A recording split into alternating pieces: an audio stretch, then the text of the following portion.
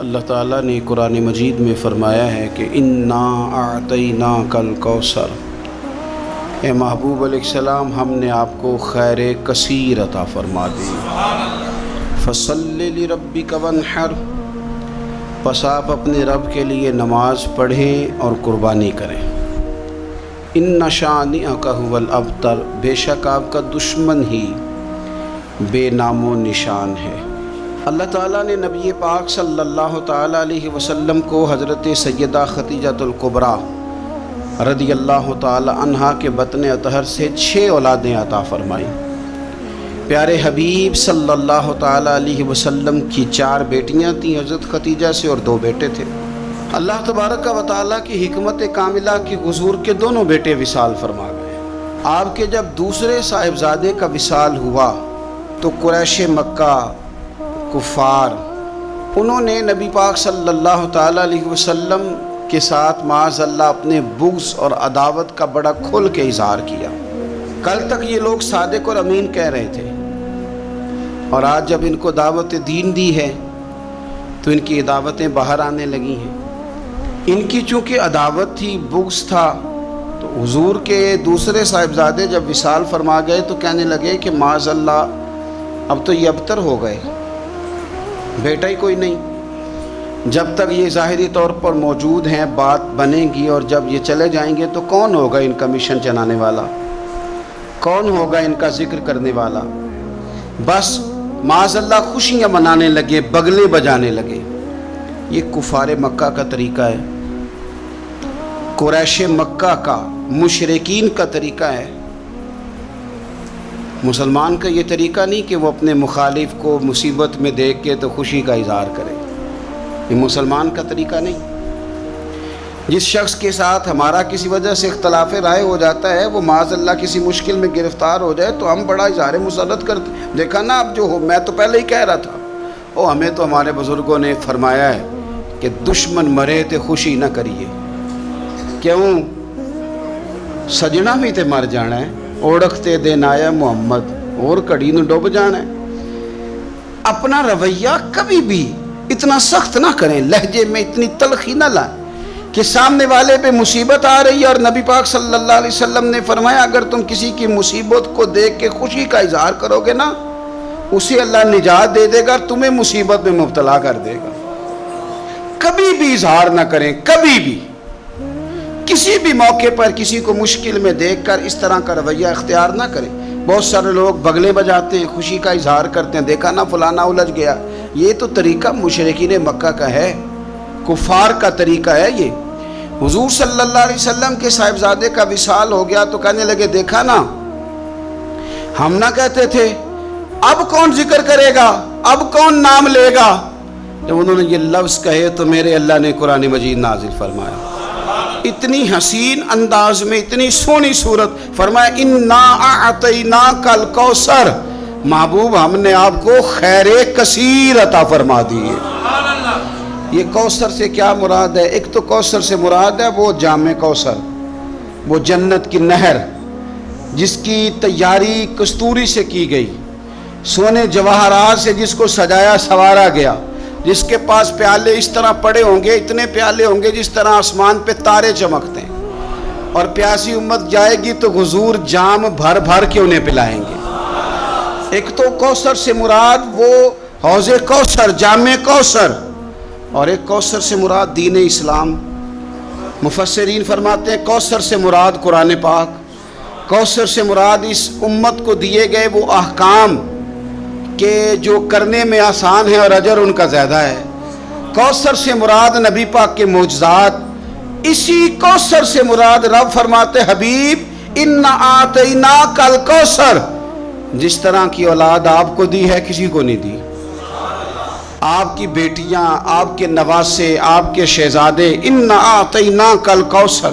کیا شان ہے سیدہ زینب کی، کیا شان ہے حضرت رقیہ کی، کیا شان ہے ام کلثوم کی، سیدہ طیبہ طاہرہ ام کلثوم کی، کیا شان ہے سیدہ فاطمہ الزہرا کی، کیا مقام ہے مولا علی شیر خدا، کیا رتبہ ہے امام حسن کا، کیا مقام دیا ہے اللہ نے امام علی مقام امام حسین کو۔ ایک کوثر سے مراد حضور کی اولاد۔ مفسرین فرماتے ہیں کوثر سے مراد رب فرماتا ہے محبوب جس طرح کے صحابہ آپ کو دیے ہیں نا، دنیا ڈھونڈے گی بھی تو صدیق اکبر جیسا نہیں ملے گا، زمانہ تلاش بھی کرے تو فاروق اعظم جیسا پا نہ سکے، حضرت عثمان غنی کی مثال دوبارہ نہ ملے گی، اور قیامت تک میدان بھی سجیں گے، جنگیں بھی ہوں گی، لیکن چرچے اور تذکرے مولا علی شیر خدا کی تلوار کے کیے جائیں گے۔ حضرت عبداللہ ابن عباس فرماتے ہیں کوثر کا معنی ہے حبیب آپ کو خیر کثیر عطا کر دی، اور کریں گے نہیں کر دی، کریں گے نہیں کر دی، دے دی محبوب خیر کثیر، آپ کو خیر کثیر دے دی۔ اب آپ پتہ کیا کریں، فصلی لربک، آپ اپنے رب کے لیے نماز پڑھیں۔ اس کا شکرانہ یہ ہے کہ آپ نماز پڑھیں، ونحر اور قربانی کریں، اللہ نے خیر کثیر دے دی، اب شکرانے میں نماز پڑھیں اور قربانی کریں۔ ان شانیک هو الابتر، آپ کا دشمن جڑ کٹا ہے۔ ابتر عربی میں اس جانور کو بھی کہتے ہیں جس کی دم کٹی ہوئی ہو، آپ کا دشمن دم کٹا ہے۔ ابو جہل کی اولاد مری تو نہیں تھی ساری، بلکہ ابو جہل کی اولاد میں تو حضرت اکرمہ رضی اللہ تعالیٰ عنہ اس کے بیٹے تھے، انہوں نے تو کلمہ پڑھ لیا تھا، حضور کے غلام ہو گئے تھے، پر کبھی کسی نے کہا ہے میں ابو جہل کی اولاد ہوں۔ یزید کی کوئی ساری اولاد مر تو نہیں گئی تھی، کبھی کسی نے کہا ہے میں اس کی اولاد میں سے ہوں۔ دشمنوں کی جڑ کٹتی ہے، دشمنوں کی۔ انہوں نے تو کہا تھا کہ ان کی اولاد کوئی نہیں، ان کا ذکر کیسے ہوگا؟ دنیا کے کسی کونے میں بھی چلے جاؤ، ہر جگہ تمہیں سید ملیں گے، سادات ملیں گے، اور جہاں تک ذکر کی بات ہے وَرَفَعْنَا لَكَ ذِكْرَكَ، اللہ فرماتے ہیں حبیب ہم نے آپ کی خاطر آپ کے ذکر کو بلندیاں عطا فرما دی، ہر گھر گلی، ہر نگر، ہر کونے رسول پاک کا تذکرہ ہو رہا ہے۔ کرنا کیا ہے، فَصَلِّ لِرَبِّكَ وَانْحَرْ، آپ نماز پڑھیں اور قربانی کریں۔ قرآن پاک کی آیت بتاتی ہے کہ فَصَلِّ لِرَبِّكَ وَانْحَرْ، پہلے نماز ہے پھر قربانی، یعنی عید والے دن پہلے نماز پڑھیں گے پھر قربانی کریں گے۔ عید سے پہلے قربانی کیوں نہیں کہ اللہ نے پہلے ذکر ہی نماز کا کیا ہے، قربانی کا ذکر ہی بعد میں، پہلے نماز پھر قربانی۔ قربانی شکرانے میں کریں۔ میرے عزیز، اللہ کے حبیب صلی اللہ علیہ وسلم نے نا اسی لیے بڑے ذوق کے ساتھ قربانی کا درس دیا تھا۔ وجہ اس کی پتہ کیا ہے؟ اسلام کہتا ہے کہ امیر بندے اکیلے خوشی نہ مناؤ، بلکہ غریبوں کو شامل کرو خوشیوں میں۔ چھوٹی عید کا موقع آیا تو فطرانہ رکھ دیا ساتھ، کرو نا خوشی، تو کھلاؤ غریبوں کو بھی، دو ان کو بھی۔ ہمارے ہاں تو فطرانہ نہیں، زکوٰۃ بھی اکثر لوگ رمضان میں ہی دیتے ہیں، اس کو بھی ساتھ شامل کر لیا گیا۔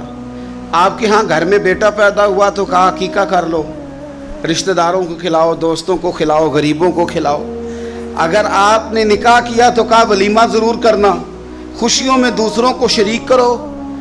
حضور صلی اللہ تعالیٰ علیہ وسلم نے فرمایا ولیمہ ضرور کرنا، چاہے بکری کا بچہ ہی ذبح کر لو، ولیمہ ضرور کرو، دوستوں کو، لوگوں کو شامل کرو۔ بڑی عید آ گئی تو فرمایا عید بھی پڑھو اور قربانی بھی کرو، لوگوں کو اپنی خوشیوں میں شامل کرو، رشتہ داروں کو بھی دو، دوستوں کو بھی دو، اپنوں کو بھی دو، اور غرباء کو بھی شامل کرو۔ ہم نے پتہ کیا کیا ہے، آہستہ آہستہ کر کے جیسے جیسے دولت زیادہ آئی لوگوں کے پاس، ان کے خرچے بڑھ گئے، ہمارے اخراجات زیادہ ہو گئے، پھر ہم بند ہو کے رہ گئے اپنے آپ میں۔ غریب بھی اپنی غریبی میں بند ہے، اسے بھی اگر کوئی چیز میسر آتی ہے تو وہ اکیلا قبضہ کرنا چاہتا ہے، معذرت کے ساتھ، ناراض نہیں ہونا، وہ بھی اپنی جگہ بند ہے، بانٹ کے نہیں دیتا۔ اگر غریب بھی تھوڑا تھوڑا بانٹے، دائیں بائیں دیکھے، تو پھر تو میرے رسول پاک کا وہ فرمان بھی بڑا خوبصورت ہے کہ حضور نے فرمایا کہ گوشت پکاؤ تو شوربہ زیادہ کر لو، چلو پڑوسیوں کو بھی شامل کر لو۔ تو غریب بھی اگر شوربہ زیادہ کر لے تو وہ بھی اس معاملے میں تو آگے۔ امیر نے کیا کیا ہے، امیر نے دوستیاں بھی امیروں سے لگا لی، تعلقات بھی امیروں سے بنا لیے، اینک بھی امیری کی لگا لی، اسے نظر ہی کچھ نہیں آتا۔ آپ صدقات کریں، خیرات کریں، میرے نبی پاک صلی اللہ تعالی علیہ وسلم حضور فرماتے ہیں جب تم صدقہ دیتے ہو نا، اللہ تبارک و تعالیٰ بے نیاز ہے ہر چیز سے، لیکن جب تم صدقہ دیتے ہو تو اللہ تعالیٰ اپنے دائیں دست قدرت میں تمہارا صدقہ لیتا ہے۔ اللہ ہاتھوں سے پاک ہے جو اس کی شان کے لائق، اللہ اپنے دست قدرت میں تمہارا صدقہ لے لیتا ہے۔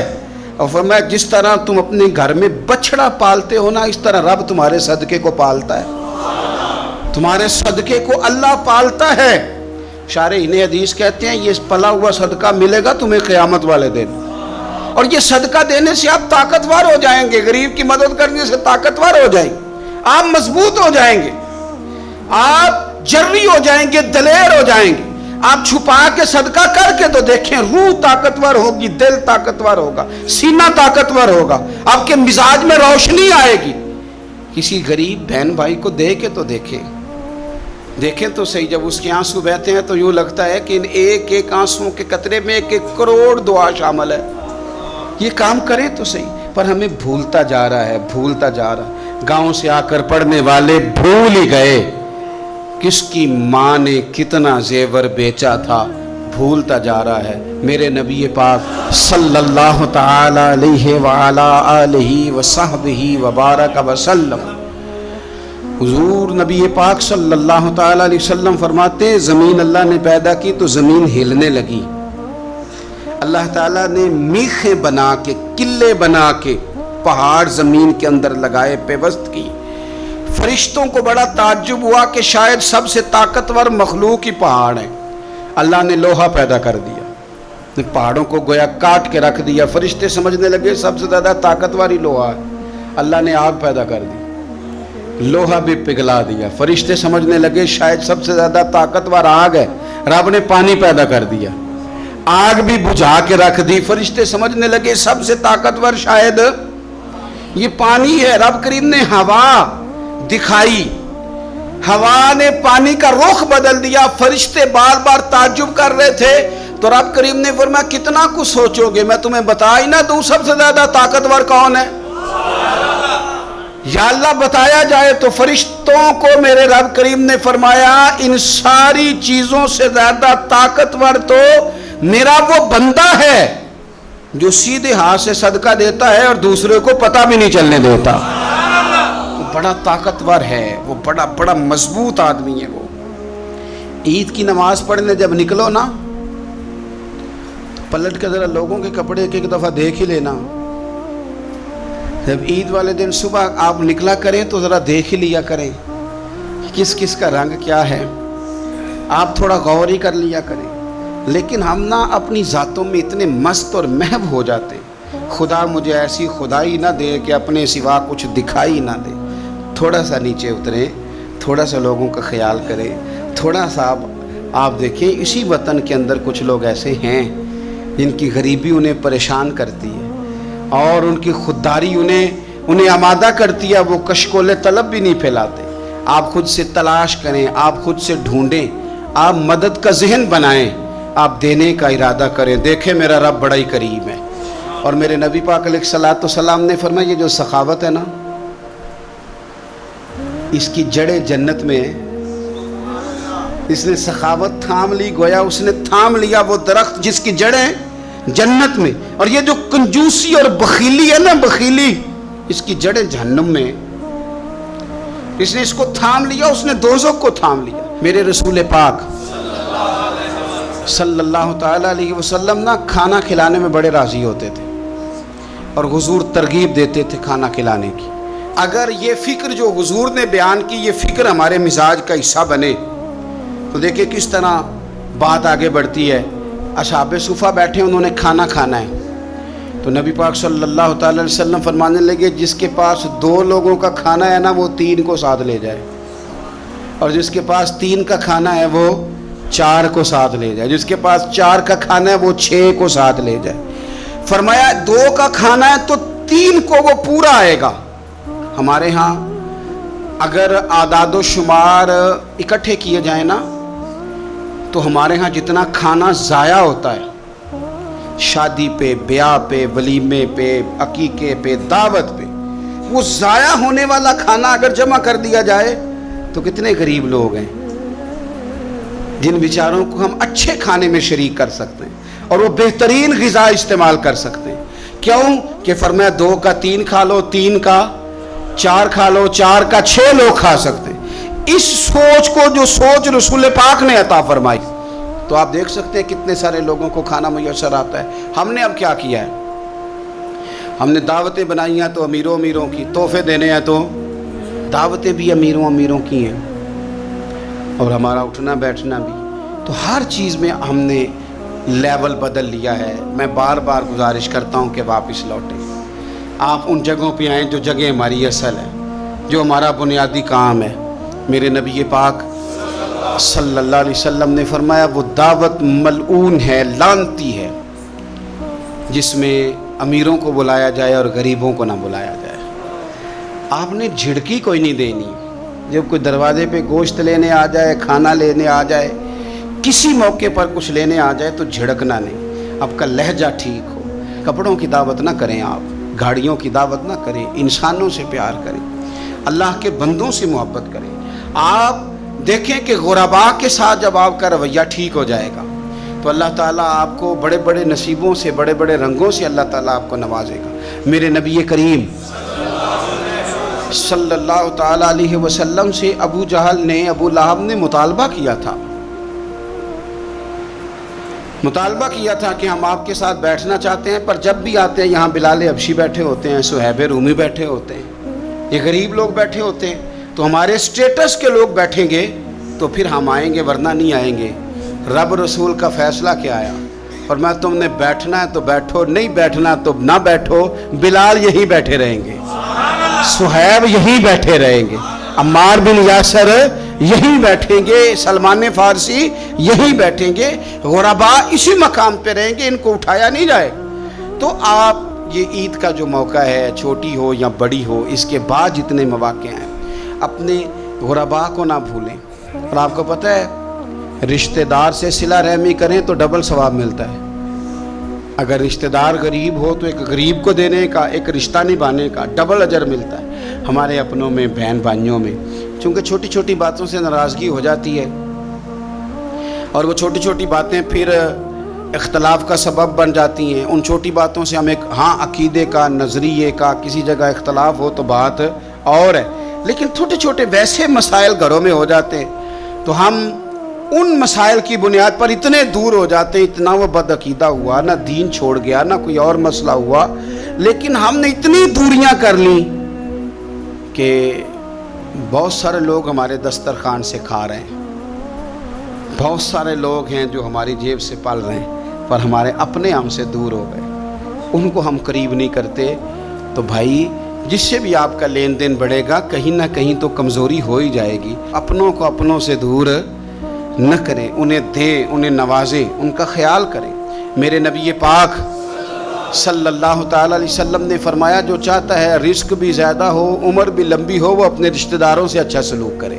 عید کے موقع پہ جن لوگوں کی ہمیں بڑی ضرورت ہوتی ہے نا, ان میں ایک اہم کردار کسائی کا ہے. صرف کسائی کو نہیں جلدی ہوتی, ہمیں بھی جلدی ہوتی ہے کہ تو آ بھی جلدی اور اس کو بنا بھی جلدی. تو وہ کیا کر رہا ہوتا ہے, وہ ہمارا گوشت بھی بنا رہا ہوتا ہے اور ساتھ ساتھ فون بھی سن رہا ہوتا ہے, کہہ رہا ہوتا ہے 20 منٹ میں آیا, 40 منٹ میں آیا. ایک تو جھوٹ پہ جھوٹ معاذ اللہ تعالیٰ, اور دوسرا اس جلدی میں نقصان کیا ہے, اس جلدی میں نقصان جانور کا ہے. جلدی سے اس کی کھال اتار دیں گے. بہت ساری جگہوں پہ جانور ٹھنڈا ہی نہیں ہوتا ہے پوری طرح, اور فٹافٹ کرتے ہیں لوگ. یہ صرف کسائی کا مسئلہ نہیں, یہ ہمارا بھی مسئلہ ہے, ہمیں بھی جلدی ہے. میرے نبی پاک علیہ السلام فرماتے ہیں تمہارا رب تمہیں ہر معاملے میں احسان کرنے کا حکم دیتا ہے.